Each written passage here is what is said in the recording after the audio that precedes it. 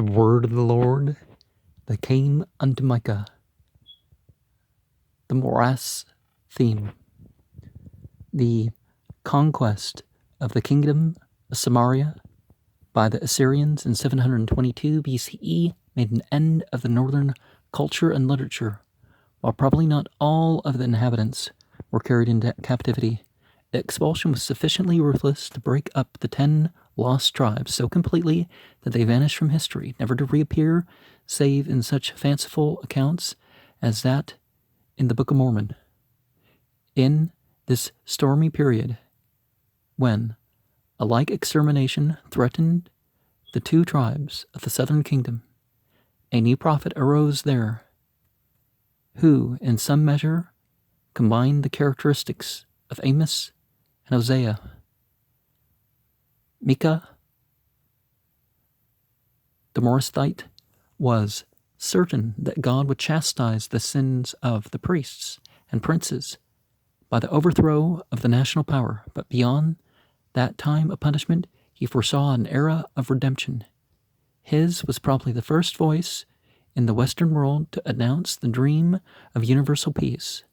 Those who, 2,000 years later, doubt that war can ever be abolished should reflect that when this vision came to Micah, the chances of its fulfillment seemed almost infinitely less than they do even today.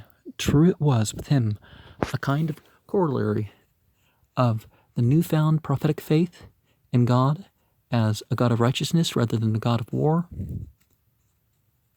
No, I don't know, that goes back further than Zoroaster, even if we say Zoroaster was like 8,000 years ago or something.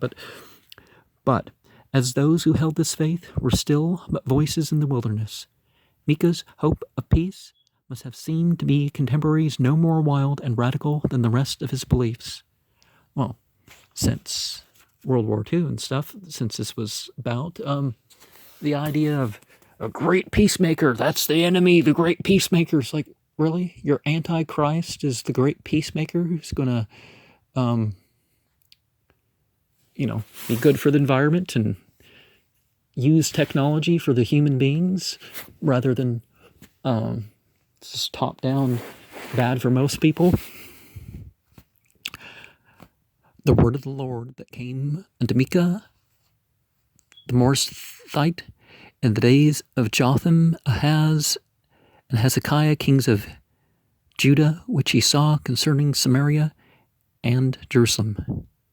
Hear all ye people, hear all ye people, hearken, O earth, and all that therein is, and let God as a noun and verb, divinity, be witnessed against you.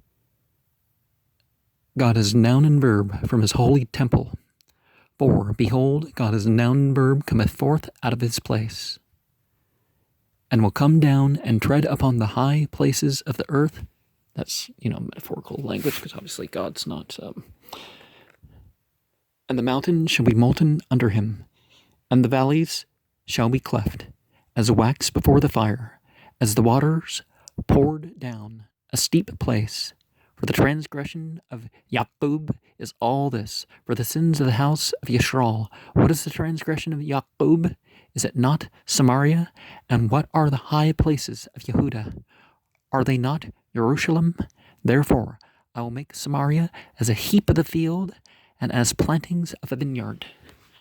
And I will pour down the stones thereof into the valley, and I will discover the foundations thereof, and all the graven images thereof shall be beaten to pieces, and all the hires thereof shall be burnt with fire, and all the idols thereof will I lay desolate, for she gathered it of the hire of a harlot, and they shall return to the hire of a harlot.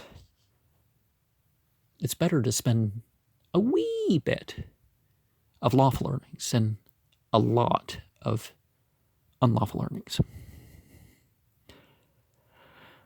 Therefore, I will wail and howl. I will go stripped and naked. I will make a wailing like the dragons, and mourning like the owls. For her wound is incurable. For it is come unto Yehuda. He is come unto the gate of my people, even to Jerusalem. Hear, I pray you, O heads of Jacob. Hear, I pray you, O heads of Jacob, and ye princes of the house of Yisrael. Is it not for you to know judgment, who hate the good and love the evil, who pluck off their skin from off them, and their flesh from off their bones, who also eat the flesh of my people, and flay their skin from off them, and they break their bones and chop them in pieces, as for the pot and as the flesh within the cauldron. Then shall they cry unto God as a noun and verb, but he will not hear them. He will even hide his face from them at that time, as they have behaved themselves ill in their doings. Thus saith God as a noun and verb concerning the prophets that make the people err. Well, there's prophets of different causes, aren't there? That's the point, isn't there? That bite with their teeth and cry, peace, and he that putteth not into their mouths, they even prepare war against him. Therefore night shall be unto you, that ye shall not have a vision, and it shall be dark unto you, that ye shall not divine, and the sun shall go down over the prophets, and the day shall be dark over them. Then shall the seers be ashamed, and the diviners confounded. Yea, they shall all cover their lips, for there is no answer of God. But truly, I am full of power, by the Spirit of God as noun and verb, and of adjustment, and of might, to declare unto Jacob his transgression, and to Yisrael his sin. Hear this, I pray you, O heads of the house of Jacob, and the princes of the house of Yisrael, that abhor judgment, and pervert all equity. They build up Zion with blood, and Jerusalem with iniquity. Warning about modern Zionism, right? The heads thereof judge for reward, and the priests thereof teach for hire, and the prophets thereof divine for money. Yet will they lean upon God as a noun and verb, and say, Is not God as a noun and verb among us? None evil can come upon us. Therefore shall Zion for your sake be plowed as a field, and Jerusalem shall become heaps, and the mountains of the house as the high places of the forest. But in the last days it shall come to pass that the mountains of the house of God as a noun and verb shall be established in the top of the mountains, and it shall be exalted above the hills, and the people shall flow unto it, and many nations shall come and say, Come, let us go up to the mountains of God as a noun and verb, and to the house of the God of Jacob, and he will teach us of his ways, and we will walk in his paths, for the law shall go forth of Zion. So, different types of Zion, right? And the word of God is a noun and verb from Jerusalem. And he shall judge among many people, and rebuke strong nations afar off. And they shall beat their swords into plowshares, and their spears into pruning hooks. Nation shall not lift up a sword against nation, neither shall they learn war any more, but they shall sit every man under his vine and under his fig tree, and none shall make them afraid, for the mouth of God is a noun and verb of hosts hath spoken it. For all people will walk, every one in the name of his God. Or, so they think that these various things are gods, and we will walk in the name of God as a noun and verb, our God, forever and ever.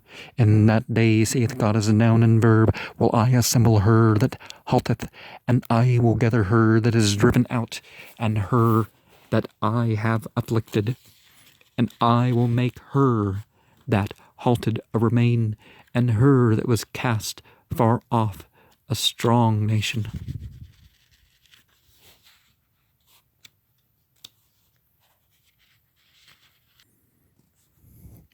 And God as noun and verb shall reign over them in Mount Zion from henceforth and even forever.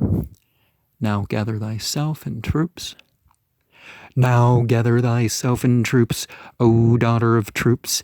He hath laid siege against us, and they shall smite the judge of Yisrael with a rod upon the cheek. But thou, Beit Lechem, Ephratah, though thou be little among the thousands of Yehudah, yet out of thee shall he come forth unto me, that is to be ruler of Yisrael, whose goings forths have been from old, from everlasting. Therefore will he give them up until the time that she which travaileth hath brought forth.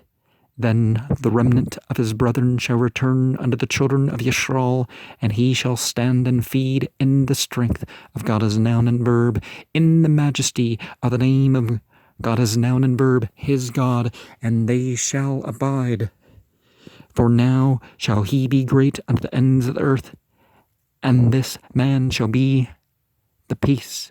When the Assyrian shall come into our land, and when he shall tread in our palaces, then shall we raise against him 7 shepherds and 8 principal men, and they shall waste the land of Assyria with the sword, and the land of Nimrod in the entrances thereof. Thus shall he deliver us from the Assyrian when he cometh into our land, and when he treadeth within our borders, and the remnant of Jacob shall be in the midst of my people, and dew from God as noun and verb, as the showers upon the gates, that tarrieth not for man.